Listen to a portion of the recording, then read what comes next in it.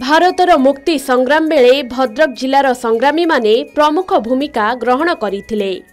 तेबे स्वाधीनतार 78 वर्ष भितरे सेही संग्रामी मानक मध्यरु अनेकंक मृत्यु होइथिबा बेले खूब क्वचित संग्रामी एबे भी बंची रही प्रेरणार उत्स पालटिछंती।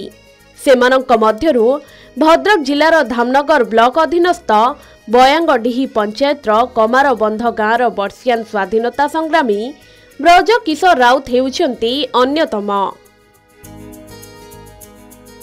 देश आज 78तम स्वाधीनता दिवस पालन करुथिबा बेले संग्रामी राउतंक बयस एबे 97 रे पहुंचिलाणी। भारत माटीरू इंग्रेज सरकार को हटाइबा पई 1942 मसीहारे जेउ भारत छाड़ आंदोलन आरंभ होइथिला सेथिरे सामिल होइथिले संग्रामी ब्रज किशोर राउत। सेतेबेले तांक बयस होइथिला 15 वर्ष। पाठ पढ़ा बंद करी देशप्रेम रे उद्बुद्ध हुई से अन्य संग्रामी मानक सहित मिसी इंग्रेज मानक विरोध रे साधारण लोकंकु नेई भद्रक जिल्ला रे आंदोलन आरंभ करिथिले। सेतेबेले महात्मा गांधी डाकरा रे संग्रामी माने निज जीवन को बाजी लगाई स्वाधीनता आंदोलन रे जोग देउथिले ओ करबा मर नीति रे आंदोलन को तीव्र करिथिले। महात्मा गांधी भद्रक जिला को 3 थर आसी भद्रक रे रही स्वाधीनता आंदोलन को तीव्रतर करिबा पई ऐतिहासिक गांधी पड़िया रे भाषण देइथिले।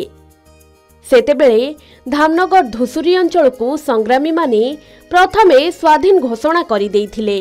परे लुणिया मेलन पदारे 1942 मसीहा सेप्टेम्बर मास 22 तारिख रे इंग्रेज शासन विरोध रे संग्रामी माने विराट आंदोलन पई बेळ होइथिले।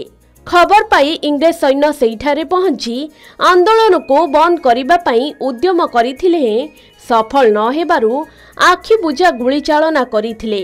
फलरे सेठारे 9 जन संग्रामी देश पई जीवन उत्सर्ग करिथिले, जहा इतिहास रे ऐतिहासिक लुणिया गुलिकांड भाबे लिपिबद्ध होई रहिछि। तेबे धुसुरी धामनगर अंचल रे स्वाधीनता संग्राम को तीव्र करिबा पई अन्य संग्रामी मानक सहित मिसी आंदोलन करुथिबारु संग्रामी ब्रज किशोर को इंग्रेज सरकार गिरफ करिथिला। सेतेबेले से 9 मास जेल रे थिले। परवर्ती समय रे देश स्वाधीनता लाभ कला परे भारत सरकार संग्रामी माननको उचित सम्मान देइथिला। संग्रामी ब्रज किशोर को सरकार स्वाधीनता संग्रामी भत्ता प्रदान करिथिले। एपरिकी से भारतर राष्ट्रपति और प्रधानमंत्री ठारू मध्य पुरस्कृत हुई जिला पई गौरव आनिछंती। बयसर अपराह्न रे से एबे टिके थकी पड़िछंती। से एबे निज घरे पुओ बहु नाती नातुणी सहित एकाठी रहुछंती। मु जेतल मुक्ति संग्राम रे जोग देली सेतबेले गांधी डाकरा रे सारा भारत वर्ष रे विदेशी शासन को तोड़िया दीर्घ दिन धरी युद्ध चली एवं गांधी को नेतृत्व रे मध्य आरंभ है मुक्ति संग्राम। ये युद्ध थिला मोर एवं मार। जितेबाला समस्त आवाल वृद्ध बनता इंग्रेज सरकार विरुद्ध रे स्वर उत्तोलन करथुले सेतेबाला मु रही पारि नहीं।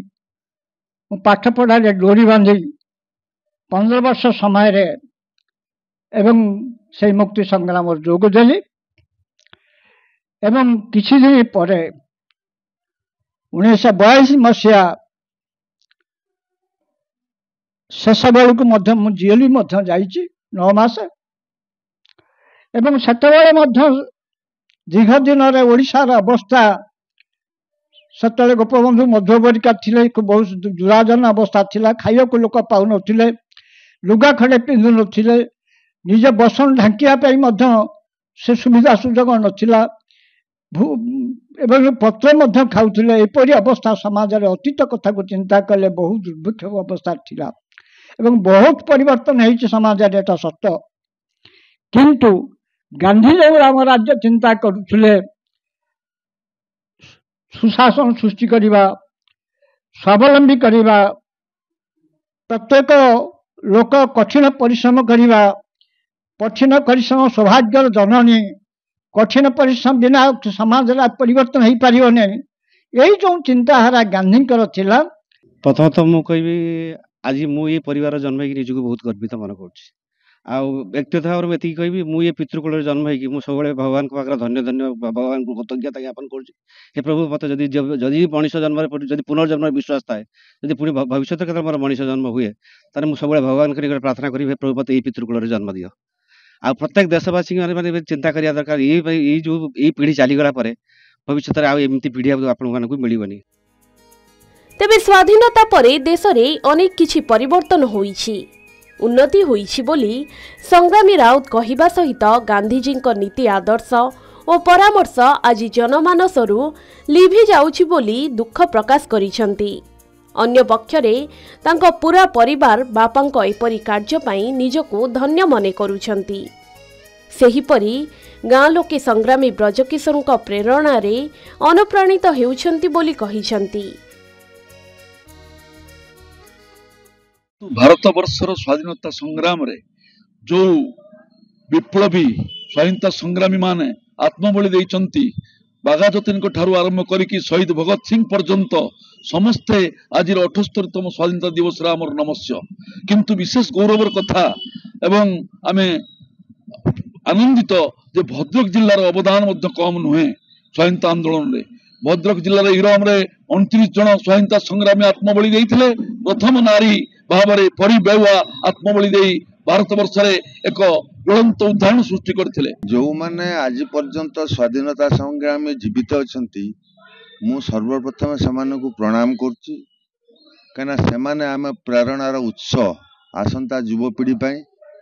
कारण जो कष्टलब्ध स्वाधीनता आम पाइचु तार भविष्यटा कौन एपर्यंत सुधा अंधार भितर रही दिनकू दिन तार परिस्थिति भयावह हवा जाउछि।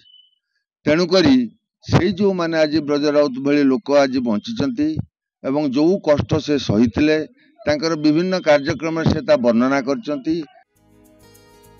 भद्रकरू नरेंद्र कुमार सामल का रिपोर्ट के न्यूज ओडिशा।